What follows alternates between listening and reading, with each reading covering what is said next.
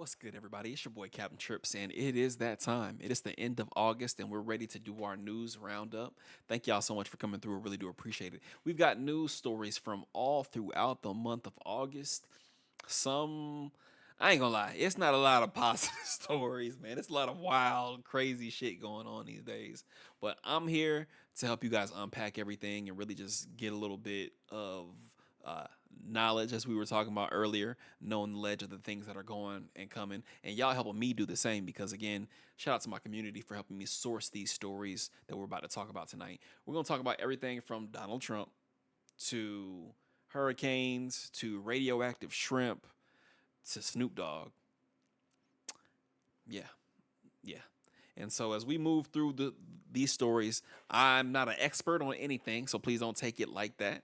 I'm just a guy talking about things, and I want you to talk back. So if you're in the chat, if you're lurking, please go ahead, hop in them comments, hop in the chat, and speak back to me. Help us learn as we go along. Steel sharpens steel. You know how that's how they say. So much, so little time. It's literally been less than 4 weeks, and a lot has gone on. I will say more has happened in August than some months this year. What's up, Esquire? And we ain't even done yet. How we doing, Esquisians? Hope you're doing well. And y'all don't be concerned about my face. I just had a pimple pop, so that's all that is. It was just a pimple. Yep, we are all good. And I didn't even see you had said that when when I look. I'm like, if people are gonna see me holding this bandage up to my face and be like, "What's going on with you?" Yeah, skin be skinning sometimes, you know. I think we should be all right. I think we at the plasma stage where the blood coagulating and all that good stuff. Hope everybody's doing well tonight. Thank y'all so much for coming through. I'm gonna keep it here just in case, cause who knows? Who knows? But let us begin. Let us begin. We're gonna start out with a story that I believe Ace brought to my attention. Shout out to Ace wherever they are. Um, let's go ahead and swap us over. All right. Our first story is a YouTuber caught sexual predators on Roblox. Now he's facing a ban from the platform. A popular Roblox content creator alleged the platform had threatened to ban him for his involvement in exposing sexual predators on Roblox through YouTube videos. Schlep, a longtime Roblox and YouTube user, said the online gaming platform sent him a cease and desist notice due to his actions violating the company's policies. The content creator posted the full notice on his Twitter account that previous Saturday.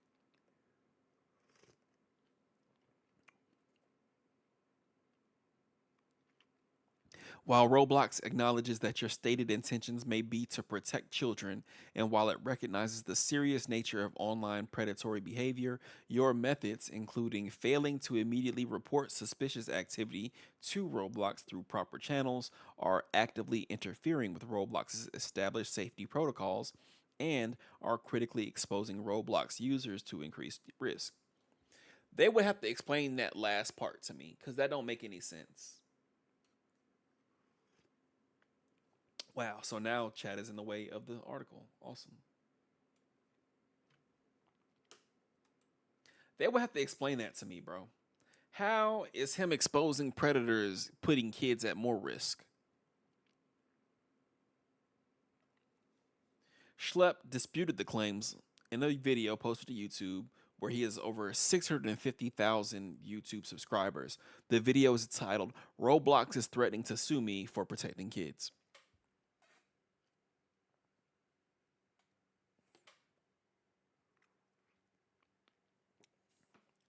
You blew this up instead of letting us handle this internally. You're hurting our bag. You know, Diogen, I try to have like a partial or an impartial view of things, and I try not to immediately go to where like my emotions want to take me to, that's exactly where I was when I first read it. And over the past, this came out on the 12th. So this is the past 15 days, 2 weeks. I've kind of thought about this, and I don't have another reasoning for them threatening him to stop this behavior other than what you're saying. Again, you blew this up instead of letting us handle this internally. You're hurting our bag. But it also can be seen as if you reported these to us ASAP, we could have stopped this ASAP.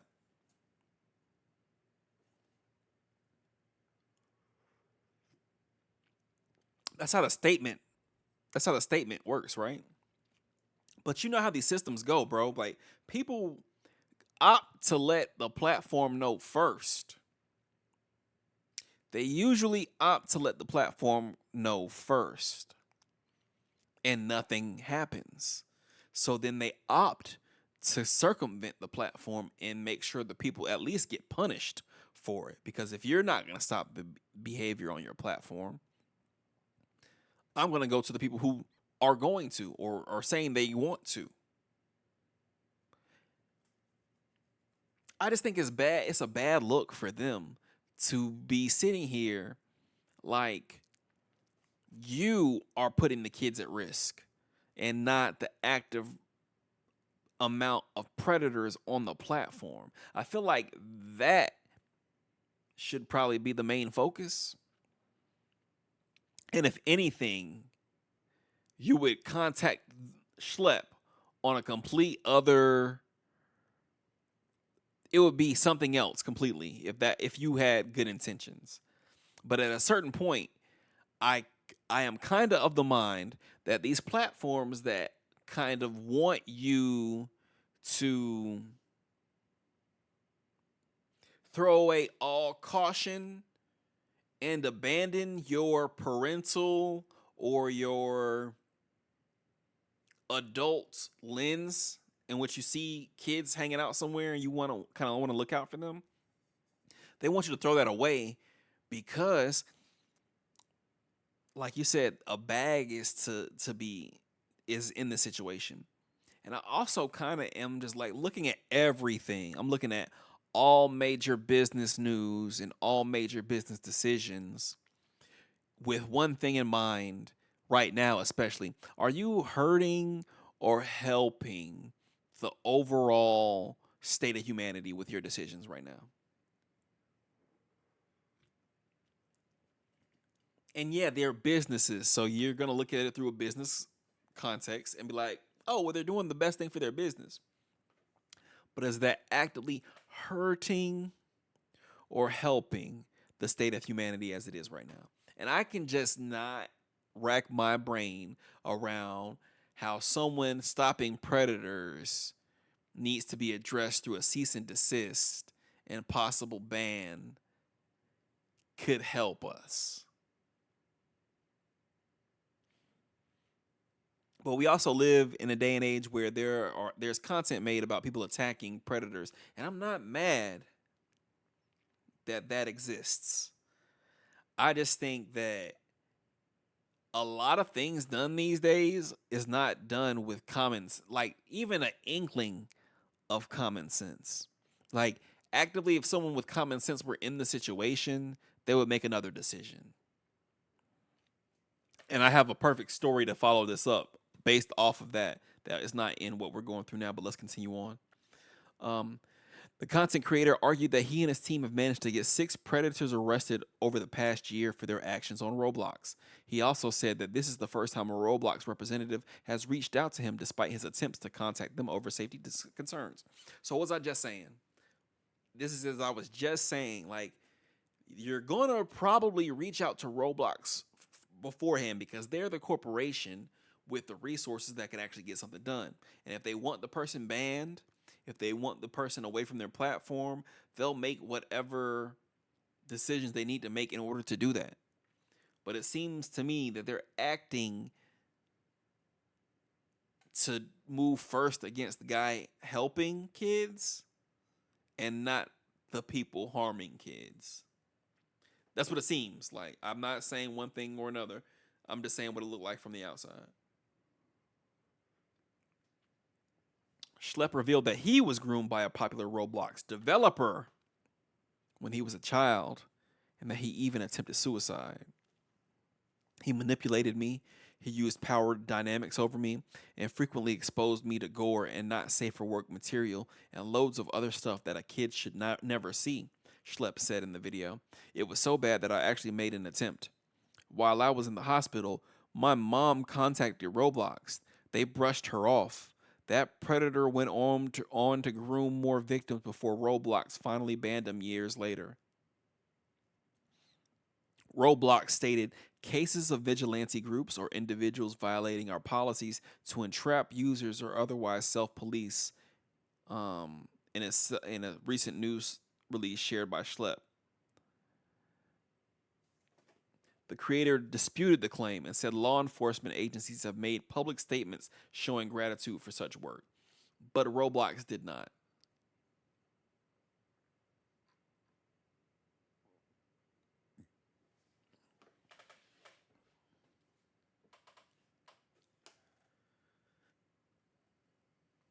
So that changes my mind a little bit.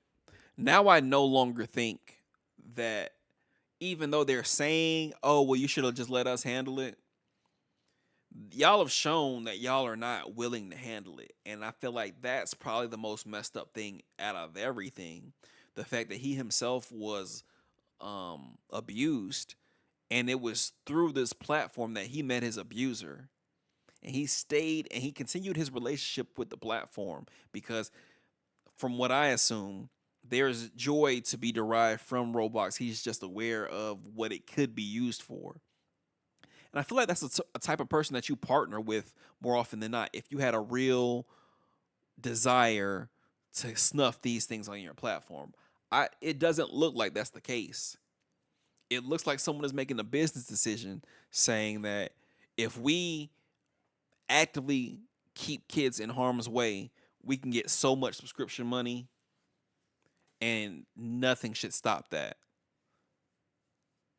at all. And I think we should just kind of think about what kind of businesses we support here. This has come from somebody who used to own stock in this company and no longer does or will. Because you can't support that. I feel like there's nothing that you can say that makes any of that palatable. And I feel like so many companies get by today, companies and entities get by today by saying some ambiguous line that could be taken one way or another and leaving it up for people to kind of give them the benefit of the doubt. We should no longer give these companies benefit of the doubt. Shows like To Catch a Predator didn't lead to convictions of the people caught, so these gotcha vigilantes will struggle to get that conviction too. How?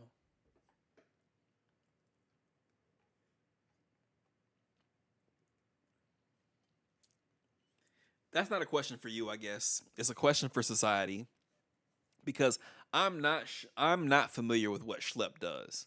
I have no clue what any of this looks like, especially on a Roblox, right? What I do remember is To Catch a Predator, and they would have these guys in the chats with these girls. Now, I don't know if they weren't getting convictions because the girls were leading them down a pathway or whatever.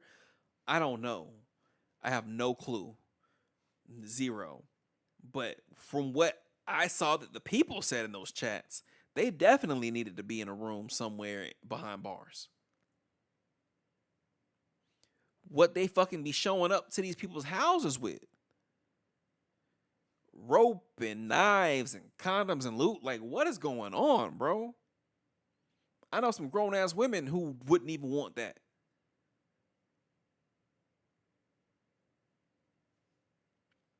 Well, I wasn't gonna do it. Yeah, what? Why the fuck would you come here with that? I don't know. But again, to me, I'm trying not to be on my conspiracy theory bag and just be like, hey man, it's a lot of shit that be happening to kids that I just don't feel like should be happening in a world where there's so many rules about everything in the fucking world. There are countries that you will die if you get caught with a joint. And I just feel like, as the biggest, baddest country, if we're not taking an active interest in protecting our kids from harm from people who mean them no good, then we're not helping the state of humanity. We're hurting it. But that's me. That's me. I said I was gonna show y'all a story based off of somebody not having common sense. Give me 1 second. Rajah Jackson, the son of former UFC light heavyweight champion Quentin Rampage Jackson, is under investigation after a violent outburst at a professional wrestling event in LA that left one performer hospitalized, authorities said. I want to click this video off because I don't know if they're going to try to show any of what happened, but I don't want y'all to see what happened. It was bad. Oh man, that's so crazy. This other story that just popped on the screen, but I'm going to continue moving anyway. The incident happened Saturday night during a live stream show at the Knock X, or is it Knox? I guess it's Knox Pro Wrestling Academy in Sun Valley. Video shows Jackson storming the ring during wrestler Stuart Smith's match, lifting him and slamming him to the mat before unleashing more than 20 punches to Smith's head. The attack left spectators stunned as fellow wrestlers rushed to restrain Jackson. Jackson, who performs under the name Psycho Stu, was taken to a hospital where he was reported to be stable but with serious injuries, including broken facial bones and lost teeth, his brother said.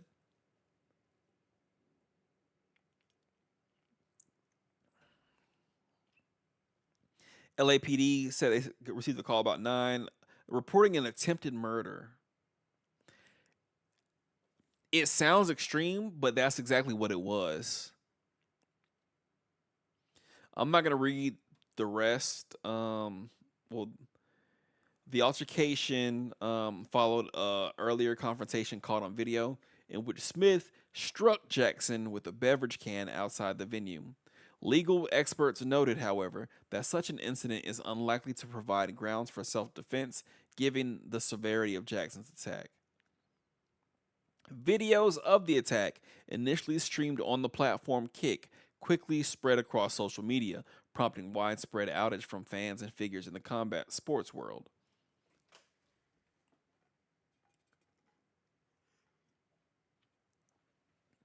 Now, again, I'm not going to show this video because the video was extreme. But what I am going to show y'all, and what I do want to show y'all, let me quickly get my ass over to the platform it's going to be at, is that's what happened. It was a work happening in which Psycho Stu hit Rajah Jackson with a beer can.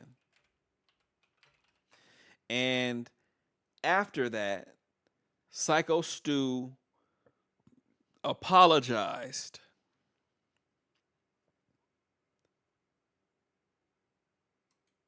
He apologized to Rajah. I'm going to try to find the video here of the apology. I'm not going to show y'all what happened in the ring.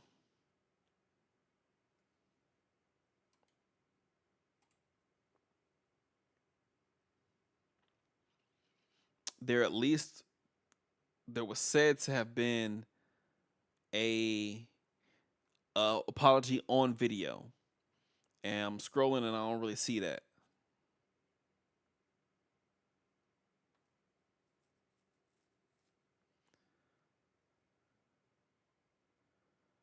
All right, I think I've hit my limit. But what I do see here several times over is the attack and what happened before the attack. So I'm going to go in order of everything that happened. So the guy comes in, I guess he's a heel. He hits Rajah Jackson with the beer can. Okay, cool. He then apologizes, apparently. And Rajah shakes his hand and accepts that apology. Chrome says, I thought it was a UFC fight. I feel like most wrestling fans understand that they are performing stunts. Though if the beer can wasn't a prop, I see why he would be mad as he was. He was mad, but the guy apologized to him and said, "Hey, my bad, bro." They shook hands. After that point, it should be dead.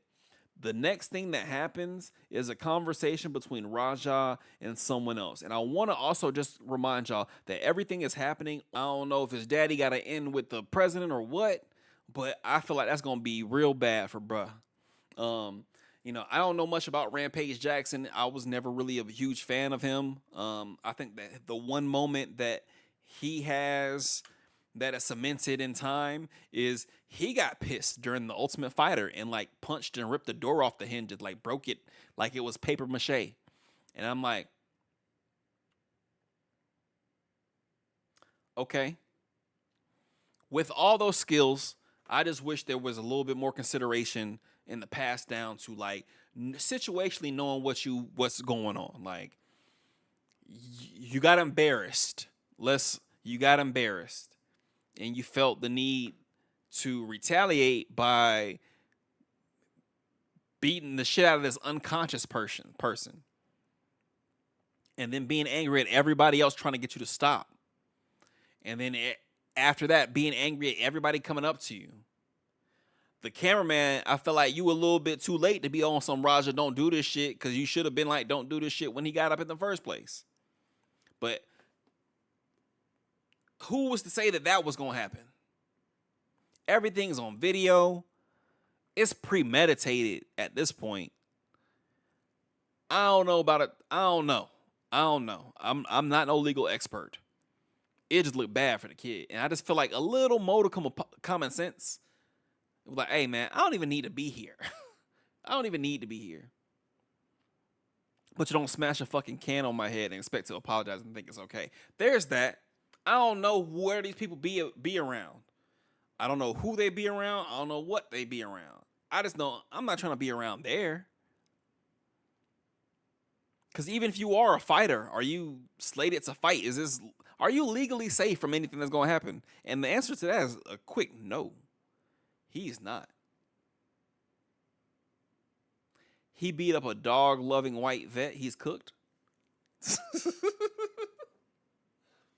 I'm not laughing at Psycho Stu or the dude who got his teeth knocked out. That's very fucking unfortunate. I'm glad that he's up with his people. I don't know what that's going to look like for him, what his life is going to look like for him. I just know the shit about to get real for Raja. I know when I was scrolling through shit yesterday to try to find out even what happened, there were people saying, well, Rampage has Asian kids. And he was like, oh, I've got scholarship money for my Asian kids, and I got bail money for Raja. I feel like that's not the way to kick it. And I hope bruh evens out at some point in his life. But you're gone, bro. You're gone for a little. You're going to have to sit down for a little bit of time. And I don't think no jury nowhere is gonna be like, well, shit. If a nigga would have called me a bitch on Kick 2, I would have killed him. This live streaming shit, this IRL live streaming shit, and not being able to manage yourself, it's gonna get somebody fucked up. And he might be the first one to fuck around and find out. IDK. I think him being live and having all those people in his ear accelerated this for sure. It was like literally throwing gas on the fire. Like, he was already stewing and mad and was obviously talking about it to several different people, anybody he could talk to about it.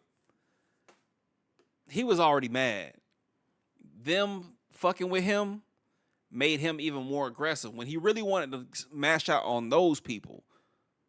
I think he was more mad at those people than he was originally at the can, do what they can, but he was just who he was, the intended target.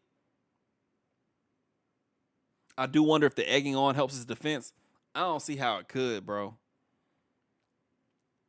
I think it'd make it way worse. Because you're never going to have control over everybody around you in any given situation. Are you going to be as equally willing to fly out the handle? I don't know. Allegedly, he suffered a concussion a few days before, so they can use that case of not being in his right mind. There's that. There's that. It's just unfortunate, man. It's just unfortunate. I'm gonna look it up. Oh, he's 25. Wow, bro. Why does this nigga got my birthday? Wow.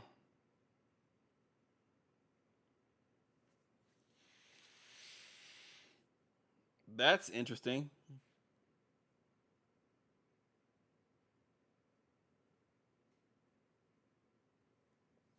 His From what I'm seeing on where this site I'm on, his MMA record is 0-1.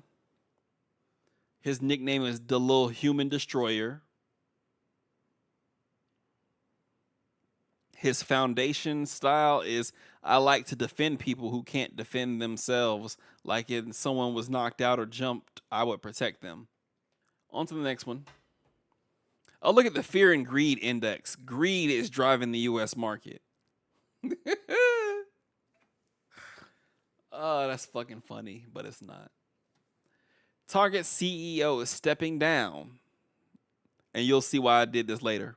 Stepping down as customers turn away. Now you can tell he's been picked on his whole life. I don't know what it's like being a fighter's son.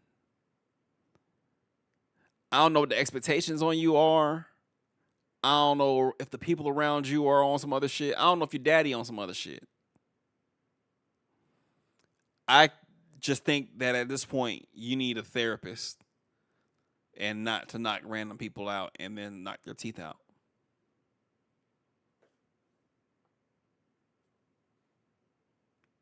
Even by his dad, that's how that shit starts. And that's what I was thinking. I'm like, I don't want to put that on him because I don't know, bruh. But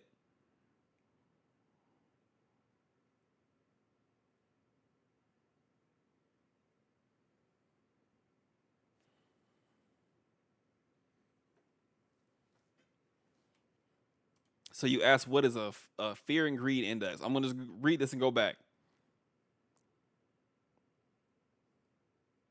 We have 7 fear and greed indicators: a market momentum, stock price strength, stock price breadth, put and call options, market volatility, safe haven demand, junk bond demand. I feel like all this shit is obviously stock based.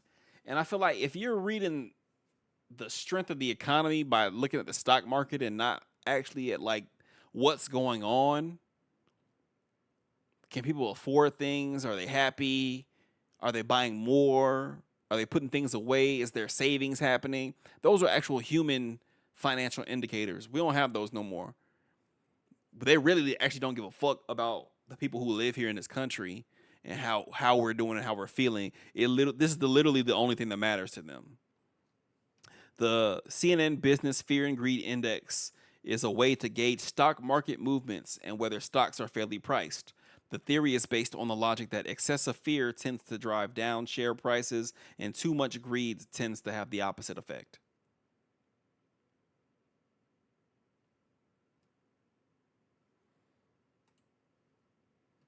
We'll get into that. Hold on.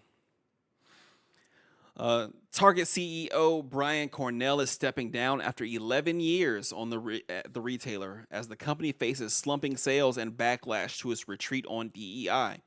Cornell's departure was widely expected. Some industry analysts believe that Target should bring in an outside voice to lead the company, but it opted for an internal candidate. Cornell will be replaced on February 1st, 2026 by Michael Fidelke. Fidelke, Target's current chief operating officer. Fidelke started as an intern at Target and has been at the company for 20 years.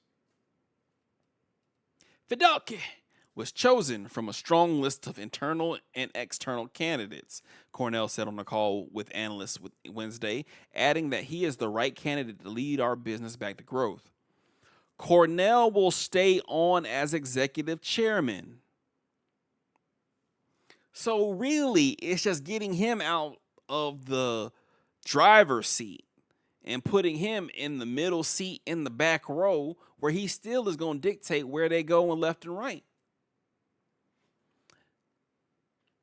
He's been the executive chairman From my that will stay on as executive chairman.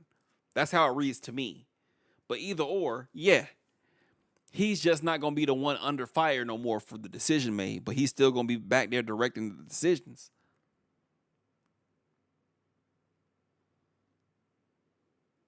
That shit is crazy to me. He took over in 2014 and revitalized Target, overseeing a strategy to remodel stores and strengthen the chain's online business to compete with Amazon. Target has been in a deep slump for years, a result largely of its own strategic missteps. The company has struggled as customers have purchased less of its home goods and clothing. Target has also faced intense competition from Walmart, Amazon, and Costco. Target on Wednesday reported sales fell for the third straight quarter. Shares fell 10% in pre-market trading, and Target stock is amongst the worst performing companies in the S&P 500 this year. I mean, obviously this is due to the DEI programs and the backlash off of that. But let's also not forget where, and this is what I don't get about the retreat from DEI, right? Last year, niggas was mad at Target for pride stuff, right? Remember when they were making up the fact, oh, you can go see pride stuff in the kids section, and that wasn't the case. But it's just that word of mouth. There was like a campaign put together by Robbie Starbuck to have white people like not go to Target. And so they were like, oh, well, we're not gonna do pride stuff. And I also was like, damn, so okay, cool. To get back that market, you throw away a whole other demographic that you had entrenched in the bag for years. You just said, we're out of the gay market. Okay, I guess. And then y'all say, you know what? To sweeten the pot for white people to come back to Target, let's also get rid of the niggas.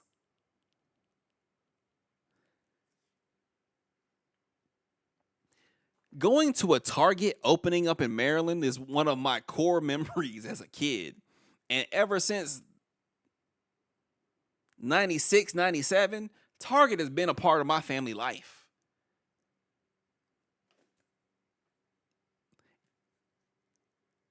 It was a dumb move. Anybody can see it was a dumb move. Anybody can see it's a dumb move. But like Chrome is saying, Trump won and they bent the knee. But that's what I'm saying. Did he come out and be like, hey, y'all stop catering to black folks? Or were they like, you know what? To make you happy, guess what? We're going to stop catering to black folks. Matter of fact, we're going to roll this DEI back. You get Tabitha Brown the hell out of here. I don't think so, but they did it willingly.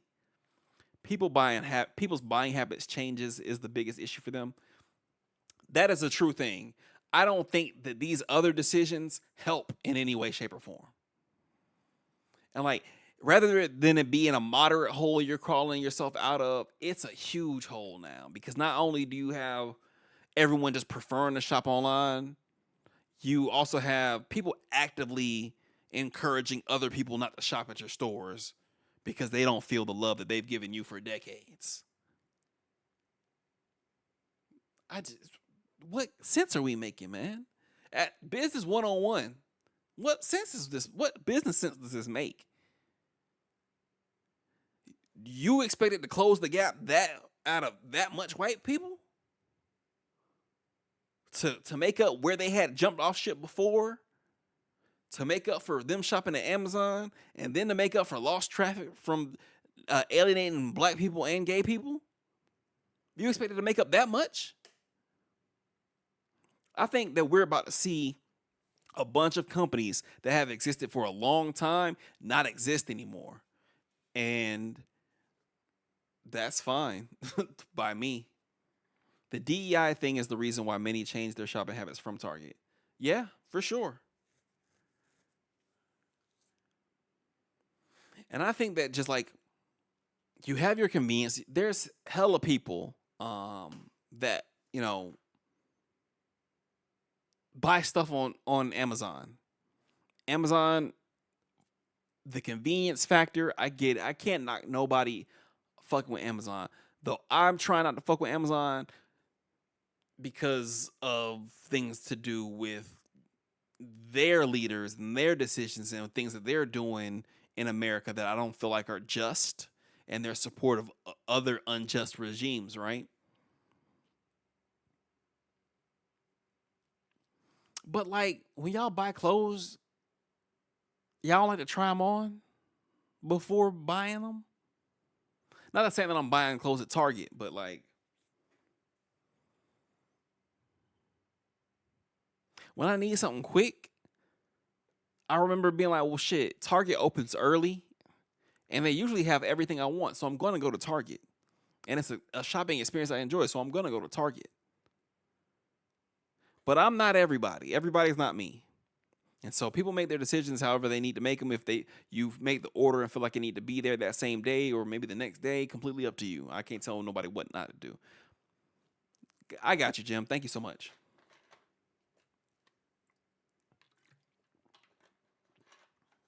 People did love them Target graphic tees. Listen, Target got some nice shit. Unfortunately, I've just had to source things from other places where I can. I'm like this close to buying soap from direct from the dealer on the internet. But a lot of places don't even have like storefronts because they expect you to get it from Amazon. At this point, Amazon gonna be the only place that we can get things. Like people were going there for anime cartoon stuff over Hot Topic Forever 21. Interesting. Even box lunch, because we got box lunch now. Although I don't fuck with box lunch or Hot Topic since how they did that influencer last year where they killed her at their event and really never even said anything and accepted any public responsibility for that. All right. Speaking of the old guard, I got the Dr. Bronner's direct from them if it helps. I am a Cremo guy. Cremo is my soap of choice these days. And I CVS, Walgreens. No, I think CVS, not even Walgreens. I think CVS is the only other place that I know that stocks it. So I gotta just do some digging. I want to make sure that I'm using language in a constructive way.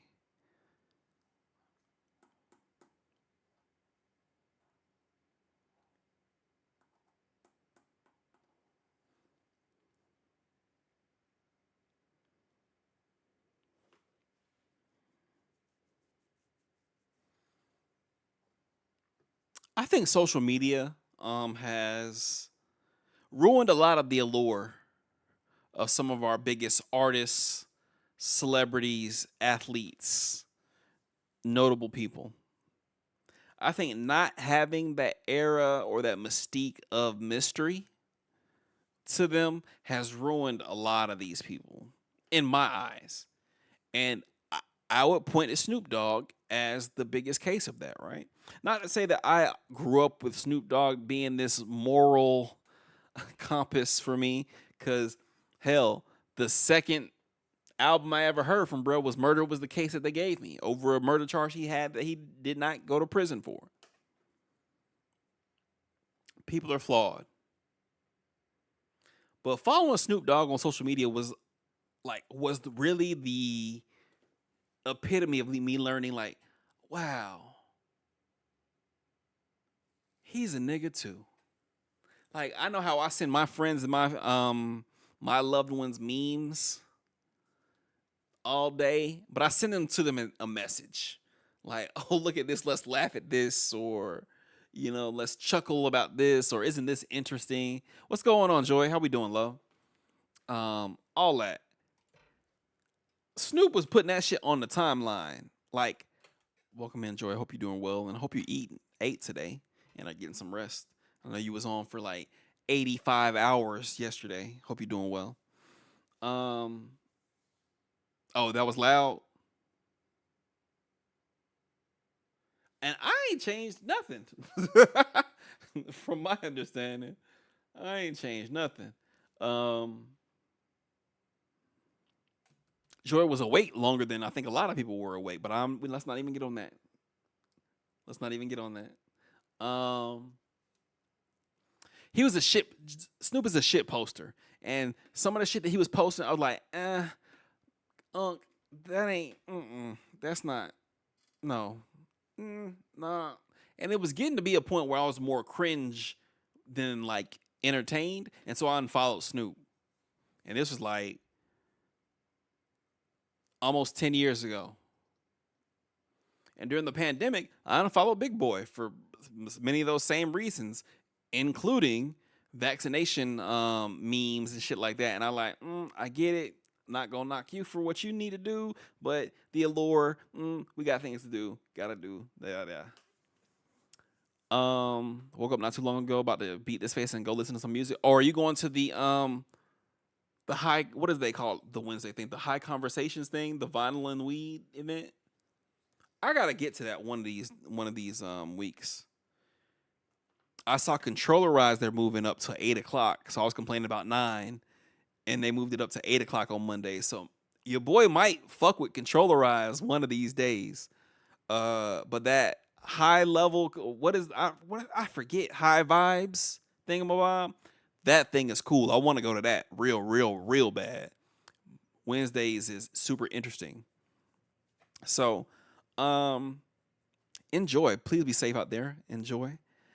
When he made that video of "Ooh, we look what money make a bitch do," yeah, he did, and he did. That was even before then. But this is the story that we on now.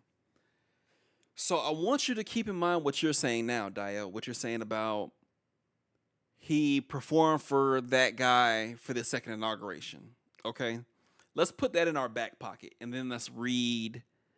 Yeah, he is, and let's read this because I want to come back to that. It's a really important point that I feel like nobody is really talking about. It's a whole vinyl set by the guy who puts on Controllerize. That's super dope. Enjoy, you met Luna at my birthday. She was with me for my birthday. Snoop Dogg's latest comments are raising eyebrows. After taking one of his 7 grandchildren to see Disney's Lightyear, the Gin and Juice rapper recalled being shocked to see an LGBTQ plus couple represented on the screen. "It's like, I'm scared to go to the movies now," Snoop said on the August 20th episode of Sarah Fontenot's It's Giving podcast. What the fuck is this? I'm not gonna play it, y'all. It's what you see. Who is Sarah Fontenot? I remember looking at. It's what you see. They put it.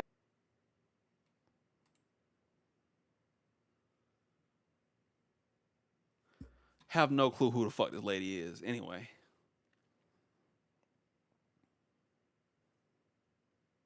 Y'all throwing me in the middle of some shit that I don't have an answer for. During one scene in the 2022 Toy Story spinoff, female character Alicia Hawthorne, voiced by Uzo Aduba, notes that she has a wife. The couple is later shown kissing and goes on to welcome a son. "It threw me for a loop," he continued.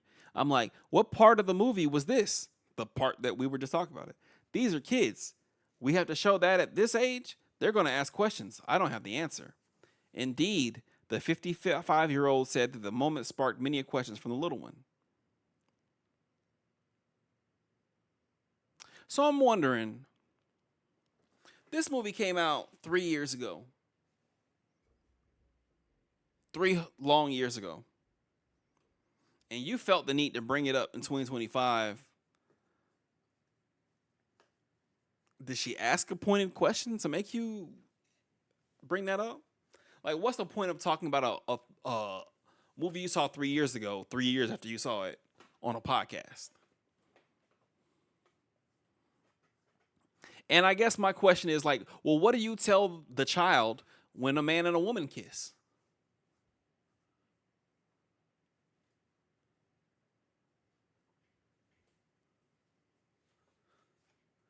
If you're not into it, why are you thinking about it? He was that scared. He was that scared that 3 years later, he had to bring that up. And that's where I have come to the learning of like, oh, so when y'all say heteronormativity, that's what y'all be talking about. So I'll be learning. I'm learning, right? And I'm learning because of shit like this. To me, I would have just like, hey, They had a baby. They adopted a baby. They sometimes women like women, sometimes men like men, and that's just what it is. We can get into it deeper when you're older. They have a child. It happens because I've seen lesbian couples with kids. It's not like anything that has never been imagined, but you know what happened on Lightyear that never been imagined? Fucking space aliens. And the kid was able to comprehend that.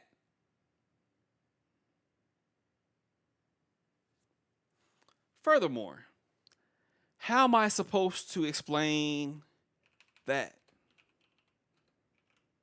How am I supposed to explain that to my kids? How am I supposed to explain this to my kids? How am I supposed to explain this to my kids? 7 things about Snoop Dogg. Creepy CBC interview. I like your camera girl too. She thick. Damn. Snoop Dogg said during a recent interview with CBC reporters in Nova Scotia. Transphobic and homophobic comments. Snoop was criticized last week for posting a photo in which he called Caitlyn Jenner a science project.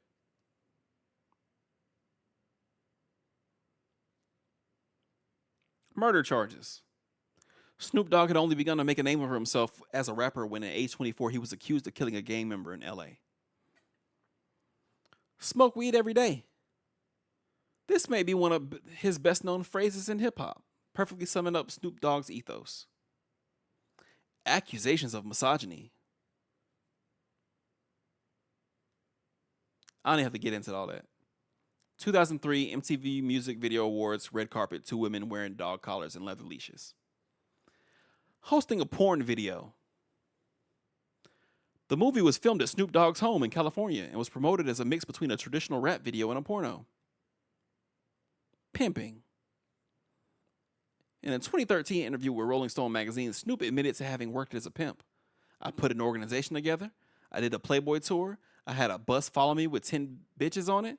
I could fire a bitch, fuck a bitch, get a new hoe. It was my program. As a kid, I dreamed of being a pimp. I dreamed of having cars and clothes and bitches to match. I said, fuck it, I'm finna do it.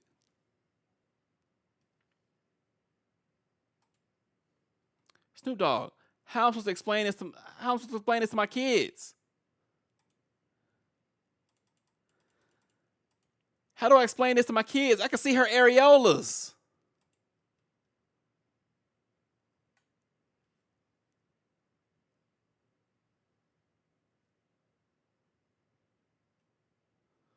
Yeah, Joy just said homophobia. Like,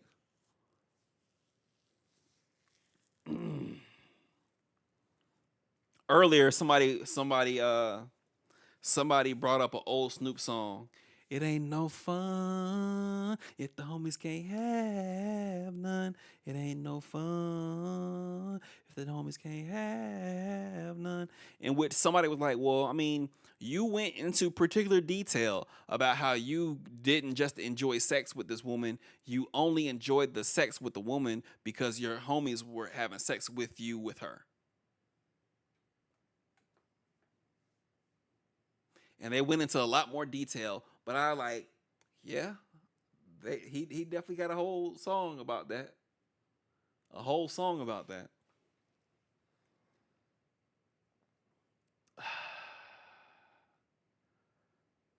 Let me sit with Snoop and explain to him that I'm paying and date a straight black man. How much debt is Snoop in? So that brings up the point we were talking about earlier. And Dial says he doesn't think he's in debt. He thinks he's his dragon hoard is collapsing. His piles of gold and gems like dragons will have. The CIA made Snoop in a lab, but it's his stocks and company holdings. Now, I do agree with that. You can't see that girl nipples.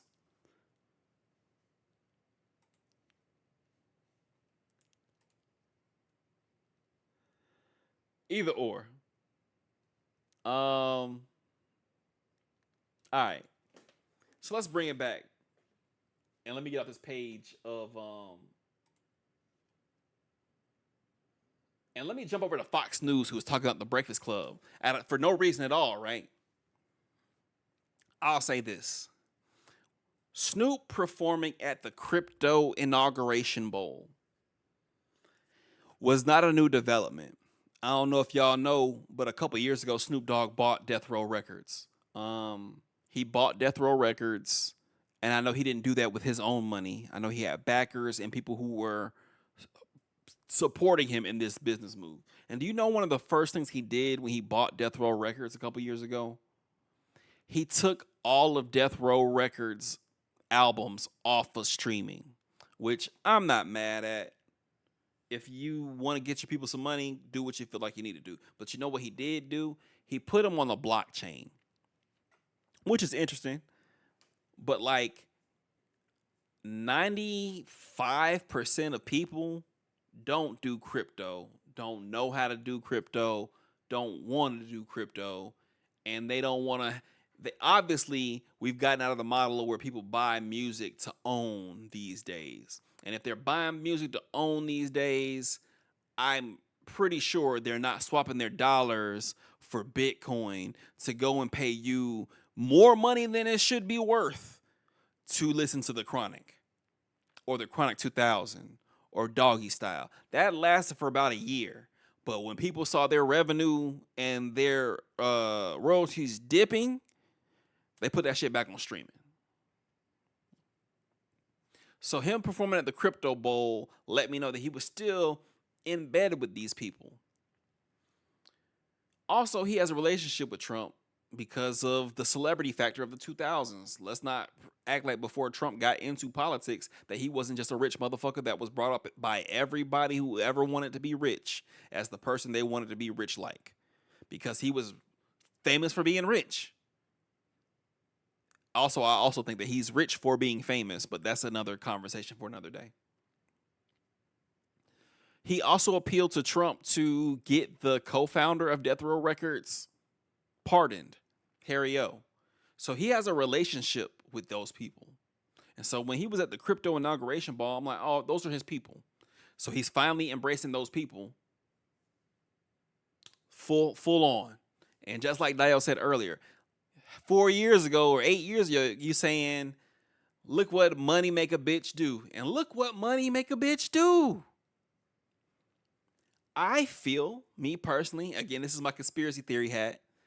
Don't blame me if it's just, this sounds just out there. I feel like he is pushing a narrative. I'm not saying that he doesn't truly feel these ways, and I'm not saying that other people don't truly feel these ways. I feel like specifically you bringing up a 2022 movie in 2025 on a podcast that don't nobody fucking listen to. I don't know. Let me not say that. I don't really know. It's not me. I don't listen to it. You bringing that up, I feel like it's an agenda being pushed, right? And then you got motherfuckers like the Breakfast Club hosts backing Snoop Dogg, raising concern over LGBTQ themes in kids' movies. Again, it's being pushed further into a specific demographic. And I'm not saying this demographic and a good bit of this demographic don't hold beliefs that are in line with this. But I'm like, it's such an interesting thing to be a topic of conversation in 2025 when you got men and women kissing in every fucking movie ever. And I guess my whole thing is about it is this. It's not a porno, bro. Nobody is forcing children to see explicit content at all. Well, you should just let me know because I might not want my kid watching that. Why? I guess that's my question. That it becomes a concern for you to see two women kissing, two cartoon women kissing.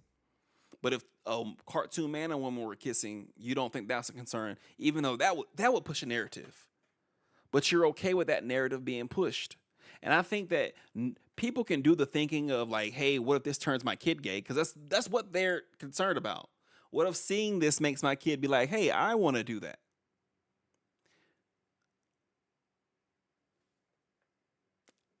I guess my thing is this. Kids watch Spider-Man all day. And some kids want to end up being Spider-Man. So that they emulate Spider-Man. Don't the parents usually say, hey, You can't do this, or hey, you shouldn't do that because that is a movie and you don't have powers, and you would talk the kid off the ledge. I'm not saying you would or should do that in the context of there being gay people in the movie, but I'm saying, why is that easily something you can have a conversation about and this is not? Again, I guess I have just been around gay people and I've seen them and I'm like, oh, they're just people. They got to pay bills. They go to sleep. They get drunk. They get high. They get hungry. They're regular people. They just happen to love someone that is of the same expression of their gender. Okay. I don't know, man. I don't know. But if your child was gay and you had no problem with them seeing heterosexual relationships played out on TV everywhere, but you had a repulsion to gay people and they were confused about their sexuality, would you not be creating a hostile environment for that child to be afraid to come to you with that conversation? Because they can see your reaction to something you don't understand, and it's not a welcoming reaction. So when they have questions themselves, are they more or less inclined to come to you in that moment? But I don't think nobody thinks about that. They just think about that is something that they don't want. We all don't want a lot of shit. What are you actually going to have to deal with when it comes to your children and the choices they make?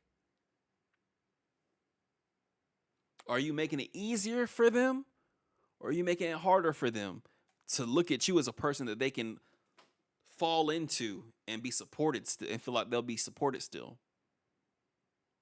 And maybe I'm taking it a step too far. Maybe I'm giving myself too much credit. Like, I don't know what I would do in those situations. Like, they don't know what they would do. But it kind of starts with decisions like this, I think. That's me, though. That's me. And I missed some chat. I'm sorry.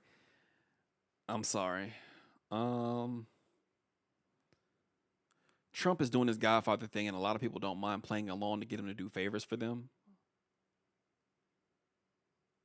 Like all the softcore straight porn in movies. Yeah, there's that. Some kids' parents are of the same sex. Some of the best parents I know are of the same sex. They deserve to see themselves and their parents in the media too. And I'm like, even if it's not Buzz Lightyear, your grandson might be at school one day and see that their classmate has two moms picking them up.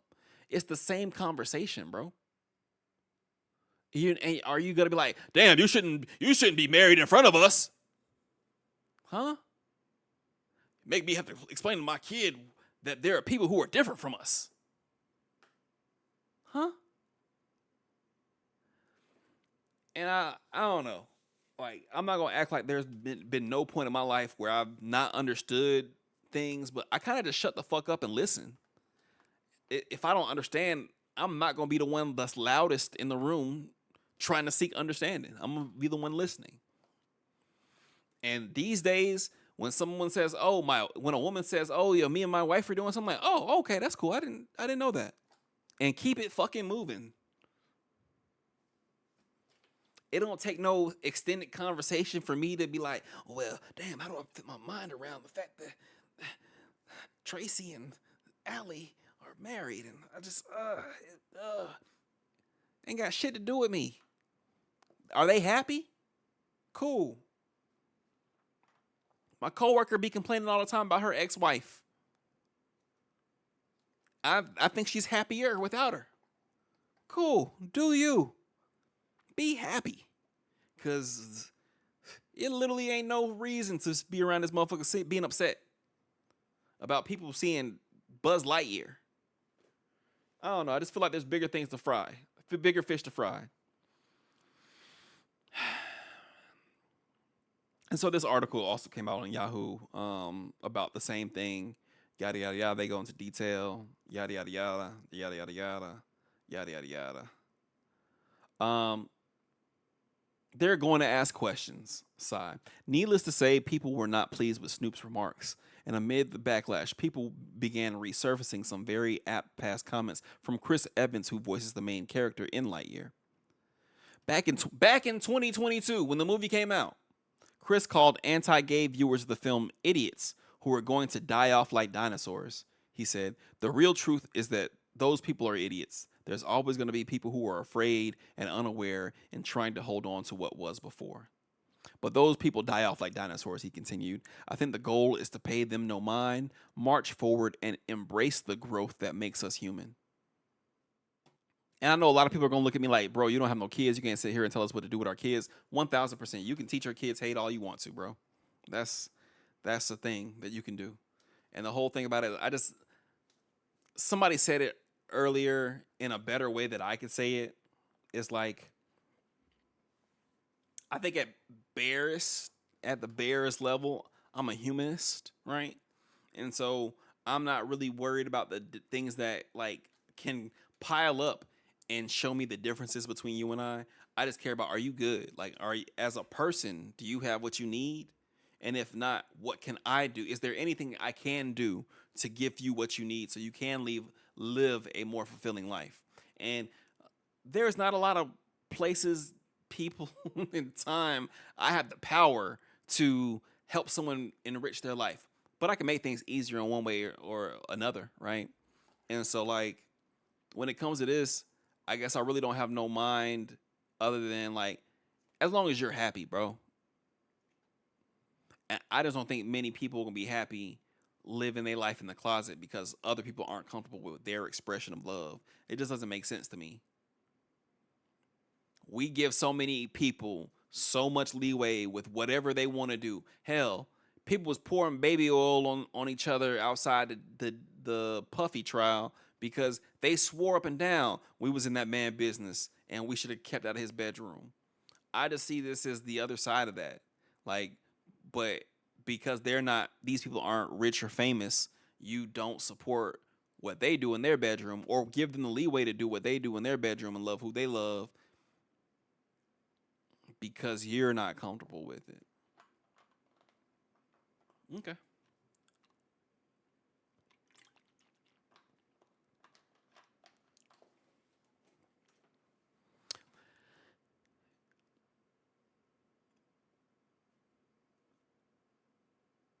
People were upset recently because Hello Kitty and Teenage Mutant Ninja Turtles had a collab with McDonald's and the toys were too girly. Is Hello Kitty still not a girly thing? I don't know. Joey says she's agreeable. What does the dinosaurs do to him? I don't know about dinosaurs. I do know about the dinosaurs he's talking about. I watched the Snoop clip, but it wasn't initially as bad. But the seed of the joke was irresponsible and thoughtless. But that's the type of person he is, Tommy. That's exactly like when I was going back to like the shit posting he would do. Just me and where I'm at in my life, I'm kind of past a lot of that shit. All right, and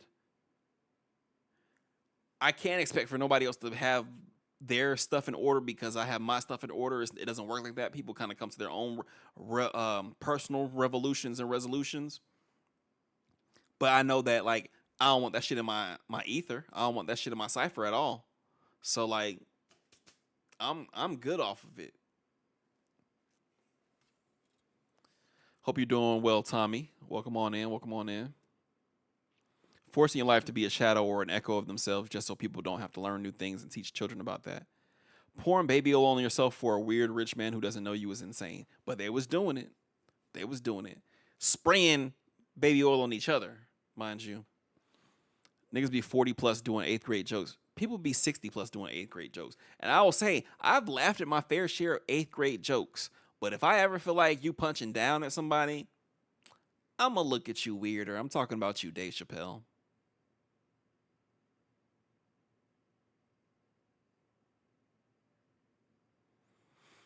Like, out of everybody, I think it's just like, it sucks to have been a Dave Chappelle fan in high school and to be a person who be like, hey, bro, ain't we past this at this point in time? Like, we still doing this?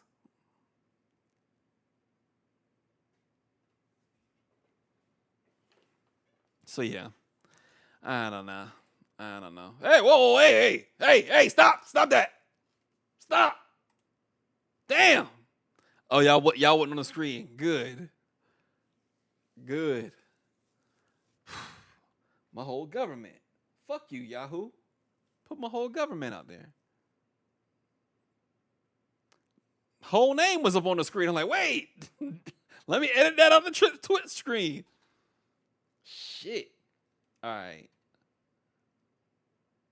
Back to it. This actually was news that made me very upset. Very upset. Like I don't personally have anyone in my family that had extreme learning disabilities. But I know the shit I be seeing on the internet about these kids, these people, and them graduating and them getting the same amount of celebration and respect that everybody else does. And it makes my heart smile. And again, that may be the hippie in me. I'm okay with that. That may be the hippie in it. Because everybody deserves that. Everybody deserves that adulation about ending school and getting some acknowledgement. Because a lot of people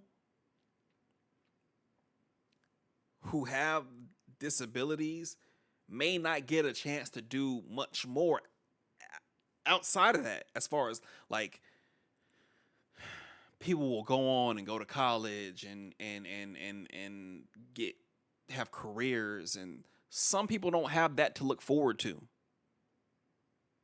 And so that's their moment, getting their certificate at the end of school and getting to come up to the front of the stage and getting that moment. And Florida is looking to phase those certificates of completion out for students with disabilities. Like everyone in the chat is saying, cruelty is the point.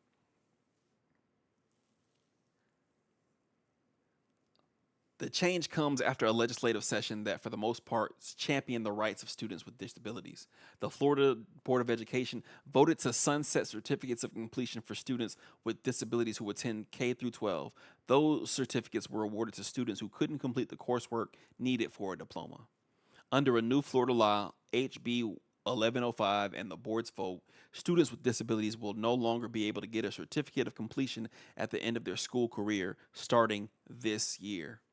Students with severe disabilities who can't earn a standard high school diploma will leave school without any formal recognition upon graduation.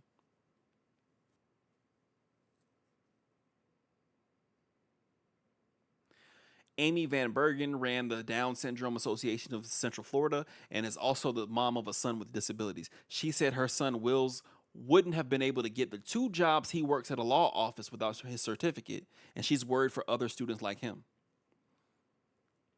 People with disabilities already have a higher rate of unemployment and a lower rate of job placement after schools. Now, without a certificate of completion, securing employment could be even harder. Without that certificate, they are going to potentially lose eligibility to all sorts of opportunities after high school, whether that's even taking a college placement test or pursuing developmental or vocational programs.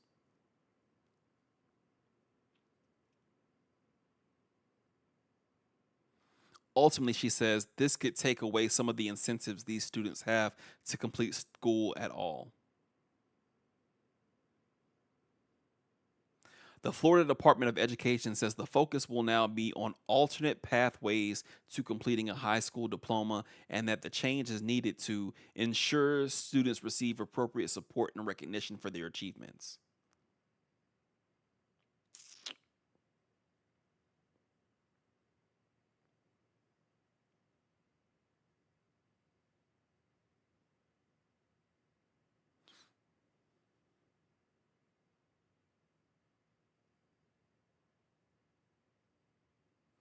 Listen to this. Through laws passed last session, Governor Ron DeSantis, that fuckhead is still around, and the Republican majority legislature not only increased early detection and intervention for students who have autism, but also created a micro credential for teachers who work with those students.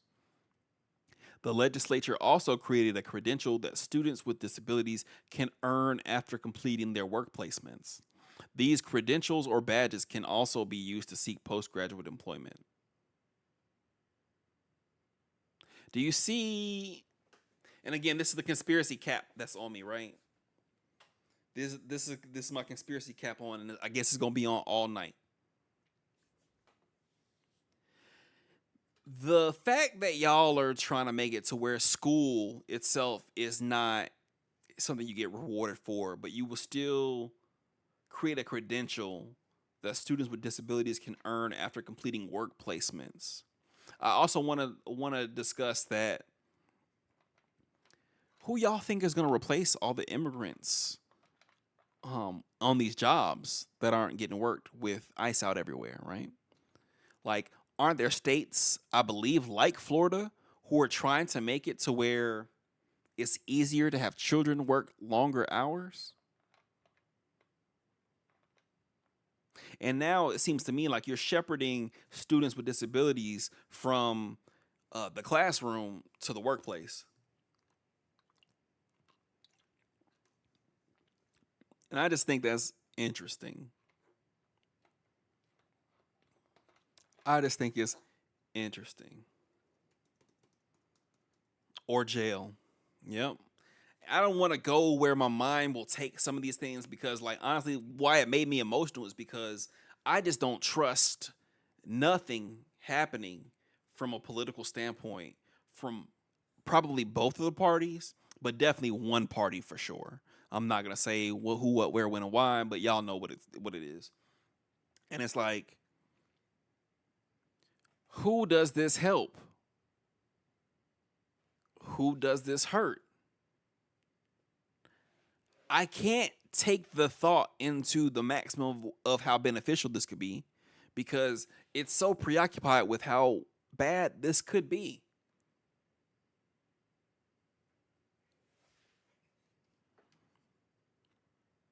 It's a lot of stuff that is going on at one time, and it's like it's hard enough to try to keep up with all of it, but then it's life or death shit. Hurricane Aaron struck last week, and it was bad, bro. Hurricane Aaron has formed in the Atlantic Ocean as it approaches the Northeast Caribbean, as forecasters warned of possible flooding and landslides in Puerto Rico and the Virgin Islands. I believe, if I'm not mistaken, that it stayed over the water. Everything was everything. I'm not saying that nobody got hit. I'm just saying I think overall things slowed down a little bit more before we got crazy out here. Category 3 storm. And honestly, any hurricane, any named hurricane in my lifetime, I know people used to compare everything to Andrew. Katrina is the barometer for me. And I don't know if y'all had an opportunity to watch that documentary on Disney Plus about Hurricane Katrina. It's like a 4 or 5 part miniseries by Ryan and Zinzi Kugler, and Proximity Media, their imprint. But it was really well done. Honestly, I didn't. It gave you a lot of the science about hurricanes and the facts of like how Katrina formed, and had a lot of power coming through the Gulf. But to me, I think the most enlightening parts were about everything that happened after the storm, because like the storm is horrible. People lost their lives in the storm. The levees failing was horrible. And I'm saying failing, but some people out there still claim that those levees were destroyed purposely. The water flooding people's houses. I was talking about it in the Discord, but I want to say around 2009, 2010, Spike Lee did a documentary called "If the Water Don't Rise" about Hurricane Katrina. And probably the one of the things that I'll never forget is there was a 911 call, and I think they actually used part of it in this documentary, where they were someone was calling 911 and talking about the water rising in their home, and they were already in the attic, and they were like, I need someone to come help me get out of the house. And the 911 operators themselves were like, "Ma'am, I don't have nobody to send to you to come help you at this point in time." I think this was before a lot of the rescue efforts really started kicking off. This is like right there that morning after things started rising. And to hear this woman just in this tone of voice I can never really explain, but I can hear it clear as day in my mind, say, "So we're gonna die?"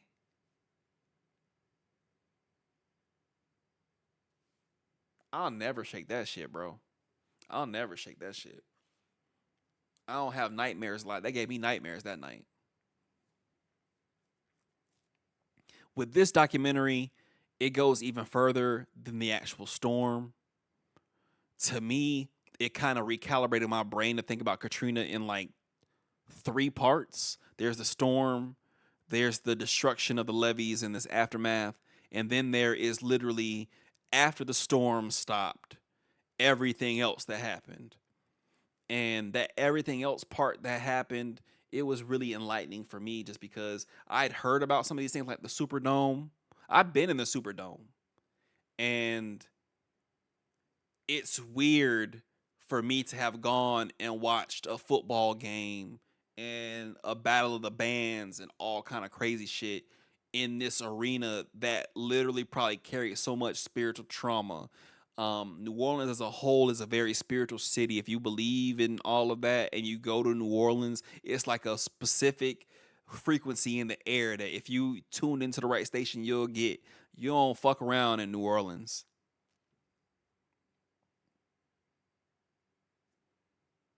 There's everything that happened at the Superdome. There's everything that happened at the convention center. There's everything that happened in the city. And then when you add to that some of the narratives that were being floated by the media, and that's who it was, the media, for their own reasons, trying to make it seem like people who hadn't had access to food for days were stealing from stores that weren't even open, from companies that was already going to claim a loss on that food. It's fucking foolhardy to me. Very hard to watch when I saw it. It's unshakable. Spike Lee's new doc on it just released on Netflix this weekend. That's crazy. Seeing the aftermath in person will stick with me forever. Luna, you went to New Orleans for the cleanup efforts.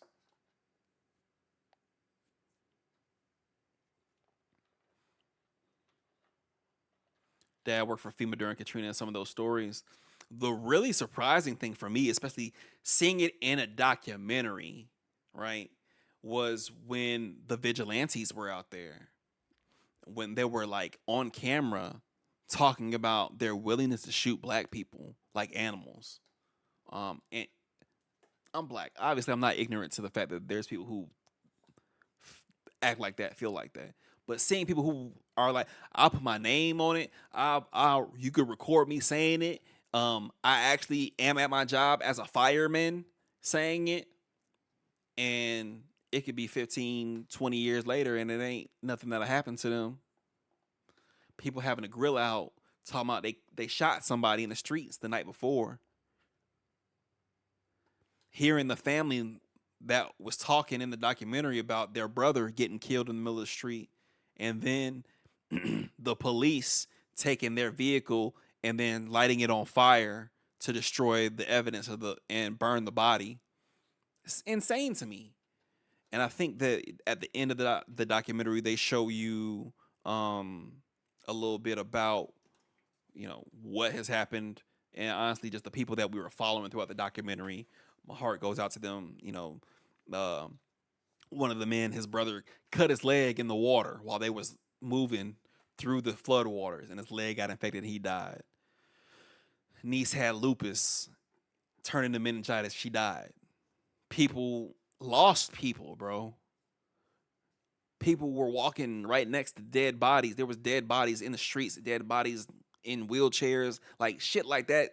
It'll probably never ever leave you. And when I hear and see my people from New Orleans be like, I actually don't ever want to think about that happening ever again. I can't blame them. You would be thrown off if some shit like that happened and you were subjected to it. And people were telling you that it was more about the looters than it was about the shooters. That shit's insane. That shit's insane. Um, General Russell Honore was, to me, the hero of the story. If there could be one, there are dozens, hundreds of heroes on a smaller level. Definitely people who made decisions to, I'm gonna grab my boat, I'm gonna start getting people out. Um, I'm a I'm gonna put a message up on the roof of our building. Oh well, they're not coming down because we all black. If I put white people up here, will they come help? And they do. People have to count for the racism in their attempts to get help for themselves and everybody around them. That's insane to me. That's insane to me. But it's very indicative of where we are. And when I think about like that time, George Bush years, I think that there was a ignorance that pervaded not only the administration, but how we thought about the administration and how we thought about the country and how things should run. There was an ignorance at that time. And I feel like nowadays, something like that could happen and no one would be feeling like anyone's ignorant about it. I feel like it would be very intentional. And it's getting to the point now where FEMA is saying, hey, bro, shit is that bad. Shit could get that bad again. But it could really be done on purpose.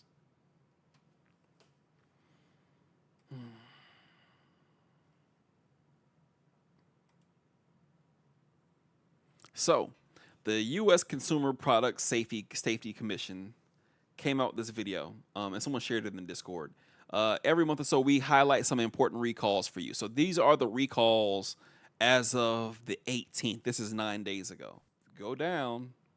It seems like, I don't know, are they posting memes and shit? A boiler, a kitchen faucet, rack wall mounts, Labubu lookalikes,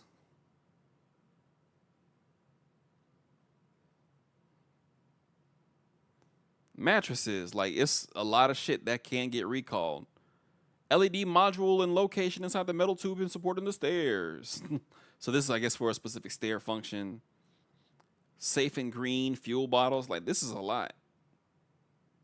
Remington damage protection hair dryer, kettles. It's a lot.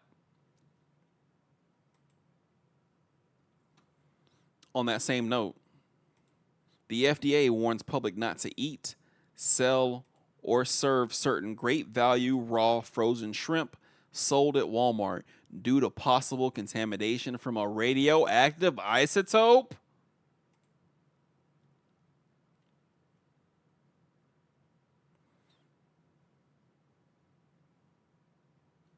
Joy says she got burns from her pressure cooker when she made pho. That's crazy. Luna, do you have a foodie?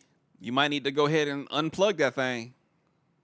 It's almost like all of this deregulation creates unnecessary risk for consumers. Kinda, Tommy. I understand exactly where you're coming from because I feel the same way. It was just the Ninja Foodie pressure cooker. That's all it said. The Ninja Foodie pressure cooker. You better look that thing up. Better look that thing up.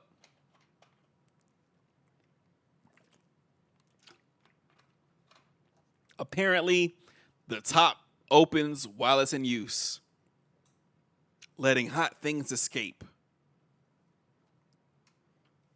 So yeah, the FDA is warning the public not to eat, sell, or serve certain great value raw frozen shrimp sold at Walmart due to possible contamination with cesium-137, a radioactive isotope.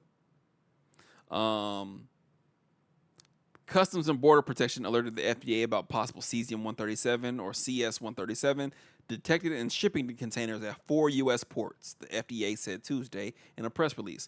Testing on frozen shrimp from the distributor Indonesia's BMS Foods also tested positive. However, no shrimp that has tested positive for cesium-137 has entered the U.S. food supply, according to the FDA.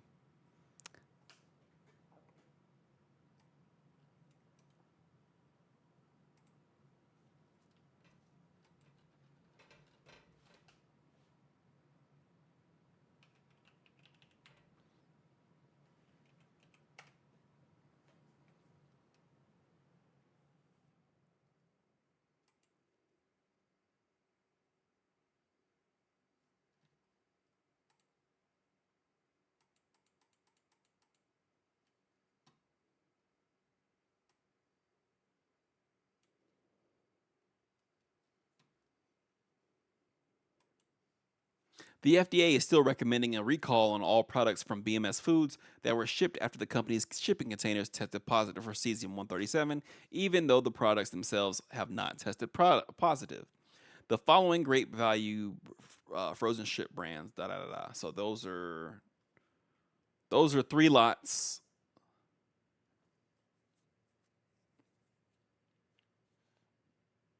That's so crazy. All products from the company are now banned from coming into the US until the firm has resolved the conditions that gave rise to the appearance of the violation. Cesium is a soft, flexible, silvery white metal that becomes liquid near room temperature but easily bonds with chlorides to create a crystalline powder, according to the US EPA. The external exposure to large amounts of cesium 137, according to the EPA, can cause burns, acute radiation sickness, and even death.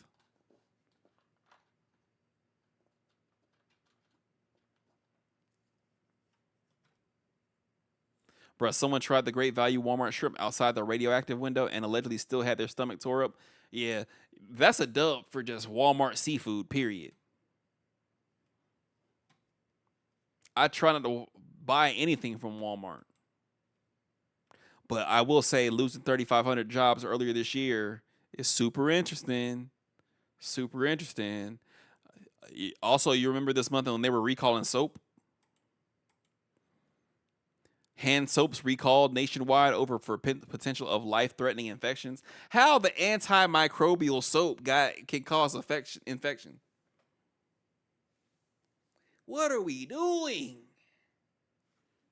What are we doing?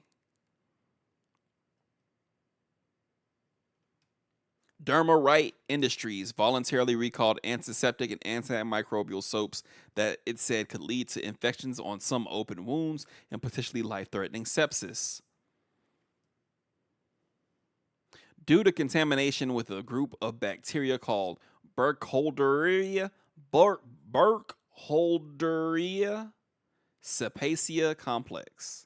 In healthy individuals with minor skin lesions, the use of the product will more than likely result in local infections, whereas immunocompromised individuals, the infection is more likely to spread into the blood, leading to life-threatening sepsis. What in the fuck? So it's this DermaClean brand.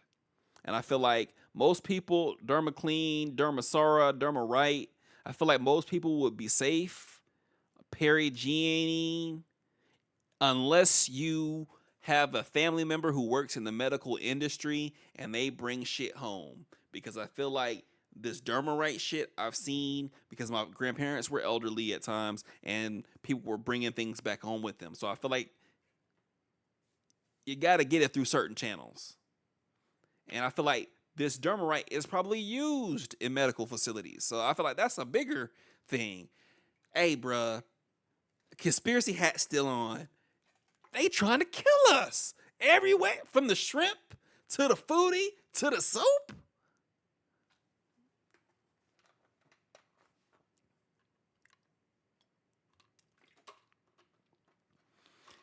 Chrome says, guess we got to grow our own food, raise our own animals, make our own soaps. I think it's about that time. I know that there's like a black co-op. I'm about to start going there and learn a little bit of animal husbandry. Yeah, I think it's about that time.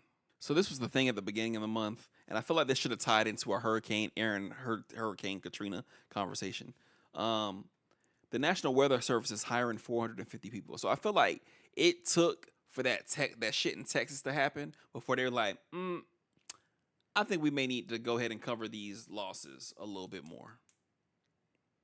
Just a little bit more. Just a little bit more.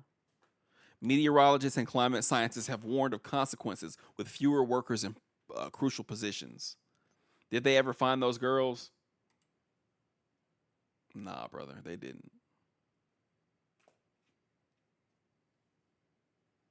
I honestly haven't heard shit else from Texas about them girls since that. Like, wasn't that just in July? That was at the beginning of July. I have not heard about them girls since the middle of July, brother.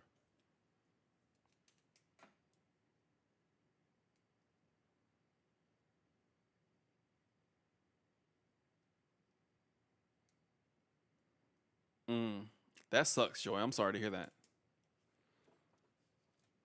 Um, so yeah, I mean that's really what it comes down to. They declined to comment further.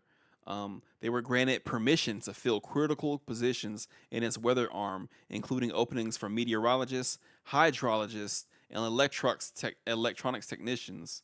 Um, Trump Corporation officials said the hirings are a part of an exemption to a freeze on federal hiring in place through at least October 15th.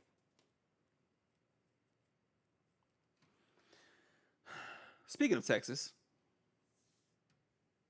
this video is not going to work because this is CNN. But y'all see the headline here. Democratic Texas lawmaker passes 24-hour mark on state house floor after refusing GOP demand for law enforcement escort. So I just want to bring y'all up to speed with all this. So if y'all don't remember, Texas was like, hey, Texas was told by the president to redistrict their shit to basically turn 5 Democratic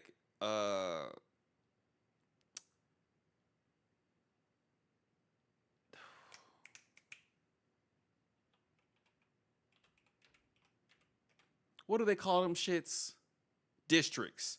To flip 5 Democratic districts into 5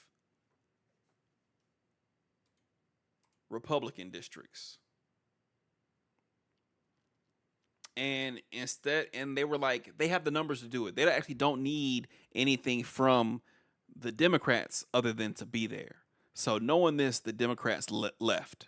They fled. And it was this big thing. They were like talking about these people like they were fucking dogs, bro. They were talking about these people like they were the scum of the earth, and we're gonna send the fucking Texas Rangers after you. I'm like, nigga, Walker ain't even a Ranger no more. Y'all better calm y'all ass down. Started a whole lot of shit, but pretty much they put papers on these people and forced them to like, y'all gotta come home. And eventually they did come home. What up, Nessa? How you doing? Happy evening. Happy Wednesday evening. Eventually they came home, and when they came home, they tried to flip this shit like, hey, Nicole Collier, you got to sign a permission slip in order to leave your job. Sign this permission slip, which will allow Texas Rangers to chaperone you wherever you go so that you can't leave the state again. And she said no. And when she said no, the thing I was so interested in is like, so if she's the only one still there, that means everybody else said yes. And my whole thing about it is this, like, it's not even a law and order thing anymore because we're past the point of law and order, right? Like, don't treat nothing like it's business as usual because it's not business as usual. But you can't sit here and tell me that, oh, you got to have a chaperone or you can't leave. Motherfucker, who's going to get me to stay? Who's going to get me to stay? And I'm talking big and bad because I'm me, right? And I'm going to go down swinging if that's the case. For me, if it's just me, I'm going down swinging. Y'all going to have to hem me up and get me the fuck out of there. But like, what's this woman supposed to do? And she says she's not signing it. So I respect her tremendously. But they wouldn't let her leave. Like, she was taking pictures and shit on the floor, like with a blanket and a picture and a book posted up. And I was just like, I get what you're trying to do, sis, but also that's lame as fuck. Because if you put as much effort into this being a photo op, let's raise some hell and get the fuck out of here. Where your brother at? Where your daddy at? You ain't got no cousins? You ain't got a husband? Somebody? Like somebody. There, cause ain't no way in hell. I can't like, hey babe, where you at? Yeah, I'm at home with the kids. Are you still at work? What you still doing at work? They won't let you leave. Okay, have a good evening. Good night.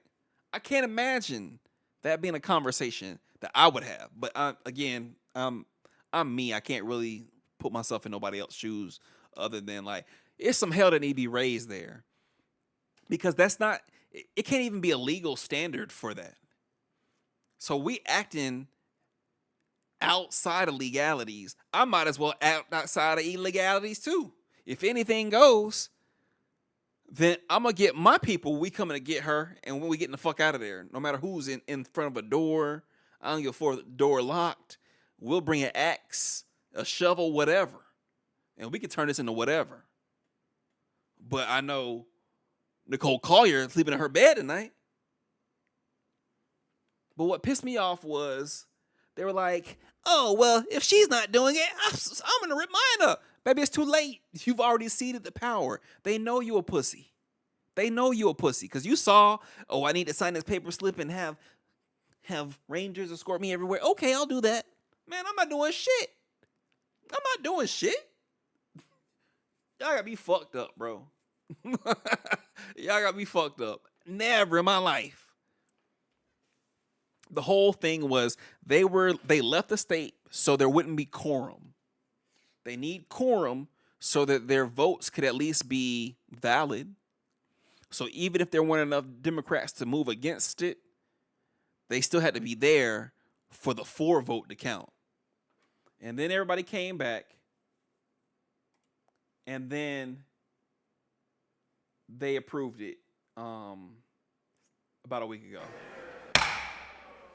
She goes in depth. She really ripped them a new one from that my perspective.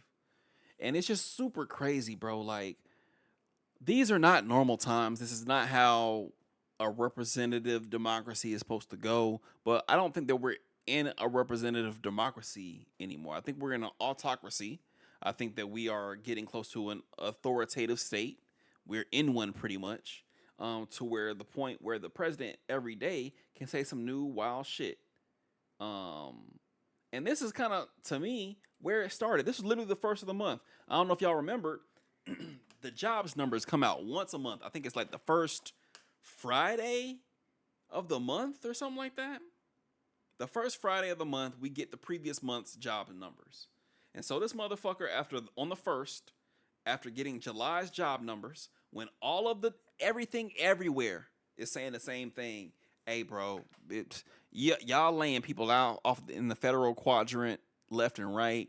That's trickling into everything else that's going on. The tariffs are hitting people. They're having to lay people off. It's bad out here. He says, okay, on the first, I was just informed that our country's jobs numbers are being produced by a Biden appointee. So that's the thing he's going to do every time something needs to happen. Oh, well, this is not my person. This is somebody Biden put in there. Dr. Erica Intarfer, who faked the jobs numbers before the election to try to boost Kamala's chances of victory. This is the same Bureau of Labor Statistics that overstated the jobs growth in March by approximately 800,000, and then again right before the presidential election by 100,000. These were records. No one can be that wrong. We need accurate job numbers. I've directed my team to fire this Biden political appointee immediately. She'll be replaced with someone much more competent and qualified, which means that somebody's going to cook the books for them. Because, hey, we're not stupid, bro. Like, at this point, y'all playing in our faces. Y'all doing shit directly that is going to make you look better because they work for you. And he's gotten hella people to just fall in line with what he wants and what he wants to do. And I just kind of feel like, so we're going to have fake job numbers. And they're going to tell you, oh, everything is fine. We're putting more jobs out there than ever before. But when you actually talk to the people out there, the people looking for jobs, the people who just got laid off another job, how long it took them to find another job, it's people that have been looking for a job for years. Years. And they saying it's rougher than it ever was. So we cooking the books on job numbers, okay? If that wasn't enough. This happened even tonight. Like, I'm going to have to put this down here for later. Oops, sorry. because it's just some foolishness all the fucking time.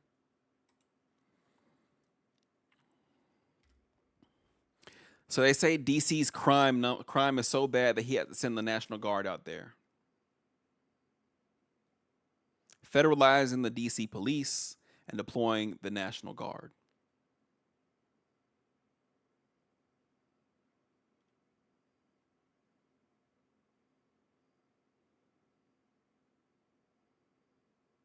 So it's a lot of shit going on. But we saw National Guard troops from several states um, make their way to DC to quote unquote curb all the crime. And they can find people and charge them with the crime. But what I'm seeing is a lot of harassment, people sitting on their porches and being approached. And it's like they're fishing for something. And it's at this point where we live in an actual police state where ICE and DHS and anybody else he wants to deputize are the Gestapo. And so you can be in some normal shit and it turned into some complete next shit out of nowhere because somebody wants to take it there. But now these people are around DC picking up trash. They're picking up trash at national parks. Do you know why that's an interesting thing to be having them people do? They're picking up trash at national parks because the people who worked at those parks were fired earlier this year in the layoffs. So now, instead of paying the park service to clean up the parks and make sure everything is well, you're paying someone a higher or you're paying out a higher amount for someone to do that, and they are the National Guard. And you know what else is going to happen as a byproduct for that? Those people are also going to leave the military because they didn't sign up for this shit. They didn't sign up for this shit.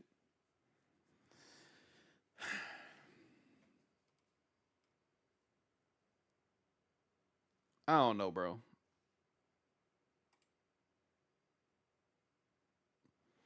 Also, this month, they removed part of the Constitution from the website. They said it was a glitch. The quote unquote privilege of the writ of habeas corpus disappeared from the Library of Congress's Constitution annotated webpage. Speaking of ICE, ICE is about to go on a social media and TV ad recruiting blitz. Did I tell y'all, like last year, I definitely saw these jobs when I was looking for a job? I saw these jobs up there and was like, nah, I don't think I could work for ICE, bro. I don't think I could work for Homeland Security, bro. Like, just me and what I, like, in my heart, I don't think I could do it. And especially after November hit and that election hit, it wasn't no way in hell. But they're giving out hella money. They're paying these people like 6-figure like checks on salaries to be Nazis, bro. Hold on, no, they not. So some of it is a signing bonus. Dial gonna get it right. That's why I fuck with bruh. They offer them, they're not paying them. So some of it is caught into being a signing bonus. And not signing the first time. It's you signing up, doing your 3-4 years, and then signing back up. And that's when you get the money. But they're not telling and stating this from the jump. They just list the job for $130,000. Now imagine you got laid off a year prior and you living in a country where the prices on everything go up substantially every fucking day. And you can get a $130,000 a year job for at that time they were saying the Department of Homeland Security. They weren't necessarily saying ICE. They were saying the Department of Homeland Security. But something was like, I don't like it. Not gonna do it. Like Chrome says, a price for your soul. But it's a jug. Everything they're doing is some shit where they have to be duplicitous about it. Do y'all think that all these people, not all of them were jugged, but I want to say a good number of these people were jugged? Because when you say a job at Homeland Security, are you necessarily thinking ICE? Are you necessarily thinking that you about to be the jump out boys on anybody who's brown or African looking? They can't keep people because they're not paying people, and a lot don't like the harassment. Oh, I believe that, but I also do believe once you're in there, you're fucking in there. I, they need to be running some stories about people abandoning their jobs for me to even believe that's a thing. Because I think that once you're in there and once you get out there with the mask on, with the vest on, you're already too far gone. How many Gestapo raids is one too many before the Grinch get a heart? I think one. But what we're seeing is there's a coldness to all these people where they know they're not in the right because they got to wear masks. That's some Watchmen shit, first of all. Number two, they got to wear masks. They don't want to be doxxed. They're now making it a federal law to not dox an ICE man. If y'all got to do all that, you know what you're doing ain't right. And I feel like we would or should be hearing a lot more from people who are like, yeah, they tried to get me to do that shit, but I said, fuck you, I ain't doing none of this dumb shit. I ain't heard, show me that video, because I ain't seen it yet. But it's 25 now. In 28, when it's another election, possibly rolling in, will these people sign on the dotted line to stay in ICE? I don't think so. But at the same time, who the fuck knows what's going to happen in 3 years? Just with the trajectory of shit now. Because we're not only dealing with all this shit on the political spectrum, we also got AI raising everybody energy costs up. We also got motherfuckers getting dumber by the minute using AI and then swearing to God, oh, y'all better start using it because it ain't going nowhere. Fuck that. We're on a really wild trajectory right now. And it is a lot to fucking deal with and think about every fucking day. But if the Grinch had a fucking heart, they would abandon that job. But who's to say that they wouldn't come for that person? Who did that? 100K could change my life, but you couldn't pay me to rip families apart. That requires a certain type of person, and none of them good. I swear I saw brown people doing it. There are brown and black people who are doing it. And I personally feel like, specifically as a black man who has dealt with black cops before, black cops are often the worst ones.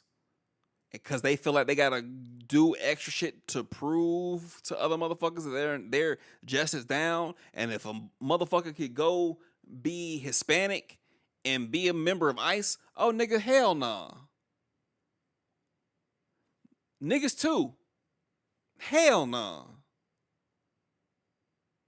That's why I heard you got slapped in Dunbar video. I don't think he with ICE. I think he really just is with the DC police. That's why I didn't include it in this. That's one of my favorite fucking videos because that's what we should be doing to these motherfuckers. We should be shaming them. We should be making them fucking feel terrible any way we possibly could because that's what they deserve. I'm used to motherfuckers not having no heart. This other shit, this new shit where you're callous to the point where you're deporting people with the same last name as you. That shit is wild. But I also do think that on the back end, there's agreements and things that we're not privy to that's also a part and parcel of all that shit. Because something in me want to hope that you wouldn't be a Hispanic person pulling up in Hispanic neighborhoods, talk to these people and deporting them without getting something other than money. Are you trying to ensure your T.O. or Tia stay here forever? But is it worth it?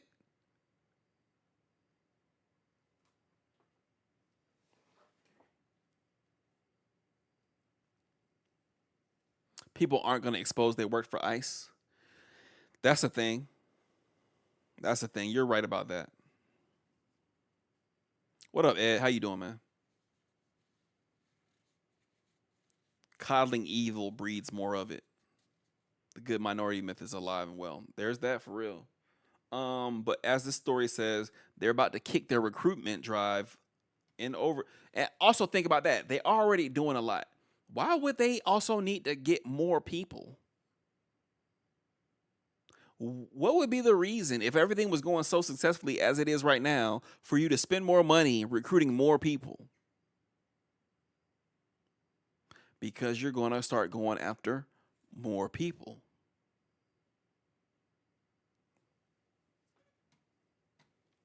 ICE is urgently looking for a company to help it dominate digital media channels with advertisements in an attempt to recruit 14,000 more personnel, according to the government contracting records reviewed by 404 Media. The move, which ICE wants to touch everything from social media ads to those played on popular streaming services like Hulu and HBO Max, is especially targeted toward Gen Z, according to the documents.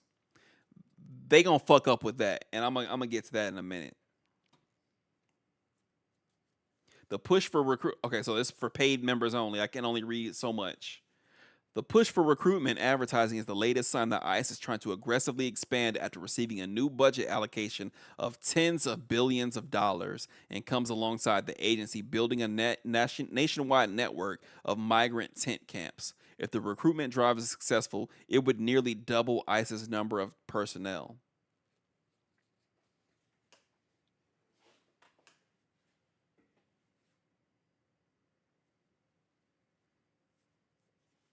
And here's the thing about money, right? There's gonna be a marketing agency out there somewhere that's gonna take this.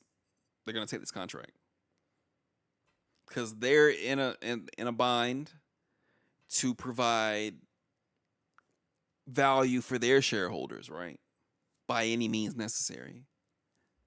Somebody's gonna take it, and they're gonna start making these little edgy adverts and putting them on social media and TV and shit. But the thing I know about Gen Z is, for the most part, they seem to be very empathetic, bro. Like, these kids are a lot more emotionally aware than I feel like anybody has been in the last century. Like, probably ever. They're probably the most emotionally intelligent generation as a whole. Like, when the whole issue that we're dealing with now was born out of Gen Z white kids learning what happened in slavery. Then there are the red pill Gen Z, which is unfortunate. And Dial, you're correct. I don't want to kick it like 100%. But a large number of these kids, when they find out some fuck shit is happening, they're not with the fuck shit. But then there are the people who are really, really confused, angry, nowhere to lead, get led down these corridors, get red pilled, will actively work against anybody or anything that is good. Let's hope that trend continues over generations, baby. This thing almost done. We at the letter Z and back at Alpha. This thing almost done. Let's enjoy the time we got on this rock. That's all I can say. This thing about done.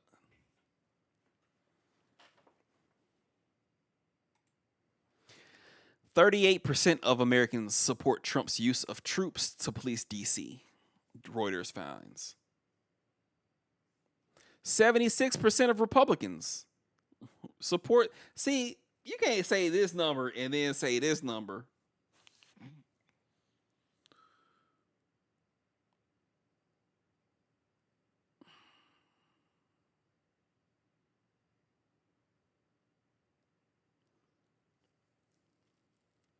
Only 38% of Americans support using the troops, including 76% of Republicans, which is a pretty low number. 46% of people polled opposed. The rest were unsure or declined to answer the question. Only 8% of Democrats supported. I'm interested in that. Among those who didn't identify with either party, 28 were in favor and 51 were opposed.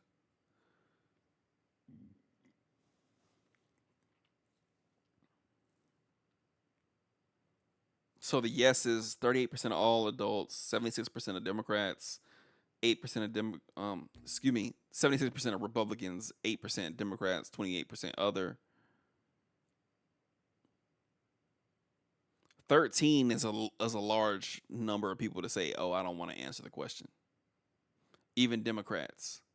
If you don't want to answer the question, I'm gonna lean yes for you.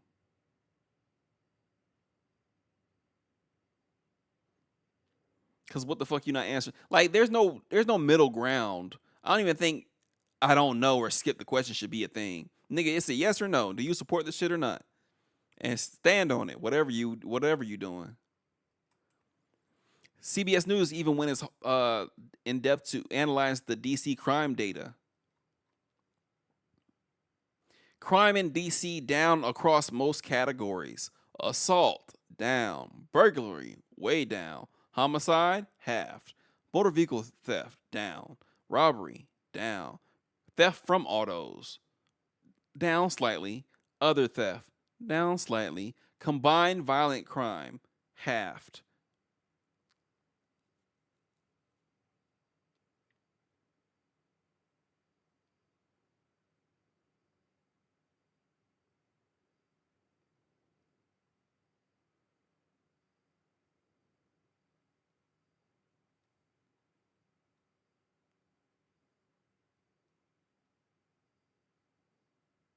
And these are where the deployments are, which is an interesting thing that we got real time location of where the deployments are to where the crimes were. There are areas over here where there's not as much crime, but there are deployments.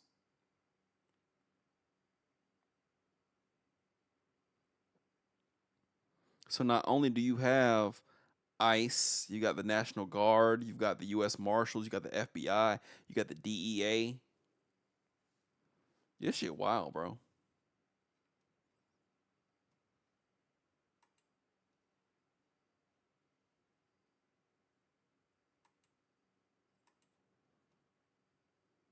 So this happened earlier today, pretty much at 6 o'clock. The director of the CDC will not resign, but HHS said, "Hey, she's no longer the director." So how does that work? If you tell me I'm no longer director and I say I'm still the director, do I still come to work every day and get my check until y'all make me go away? How does that work? And that's something I was saying to my FBI agent earlier this year. I'm like, there's no way you can send a motherfucker in my office who calls himself Big Balls and he's 20 years old and I've been working at this job for 30 years to keep nuclear waste away from people. And a motherfucker named Big Balls is gonna make me get up from my chair and leave. Like I don't know. Like I may have a problem because I would welcome that smoke. But that's how we got into this situation. Big Balls getting his ass beat. And as we close out, we're living under conservative authoritarianism already. It is unfortunate. It is 1000% unfortunate. And I think it's going to take things like people being held to task for everything that they're doing and not doing. Paw was pissed. He said, "Take your head out of Trump's ass." And I feel like we're at the point where our representatives are really gonna have to like wake up to the fact that there are more of us than them. Hell, I think we need to wake up to the fact that there are more of us than them. Some people, all of this shit is going as they plan. They want this, so they're not mad. They're not going to their town halls screaming at them or anything like that. But everybody else, I think we need to scream a lot louder and get a lot more close to people in their face so they understand how real this shit is. Because it really shouldn't be anything that he is doing that scares you more than the people who sent you to go do a job that you're not doing should. Because we could be very scary if we wanted to be. These politicians are being paid good money to ignore their constituents. Shaming them is not enough. I can't say a lot that I want to say on video and on YouTube and things like that, but I feel you. I feel you. And I'm with you. They don't even care about social media comments anymore. Oh no. My representative from my district, she has not gotten on social media since her last campaign. And I'm actually super disappointed about that. Like Instagram and Twitter, I checked it. Super disappointed about that. And I'm actually more disappointed because when I go back and look at her Twitter or her Instagram, I see her son. My representative, and just to give you a little like maybe this is too much. My representative, fuck it. My representative is Lucy McBath, who is Jordan Davis's mom. And if you don't remember who Jordan Davis was a teenager down in Florida who was killed at a gas station because the music was too loud and a guy shot at them and killed Jordan. And then his mom ran for to represent my district in Georgia and won about like a decade ago. Something like that. 16, something like that. And I kind of don't fuck with the fact that every like race she runs, she gotta bring Jordan up. Me personally. And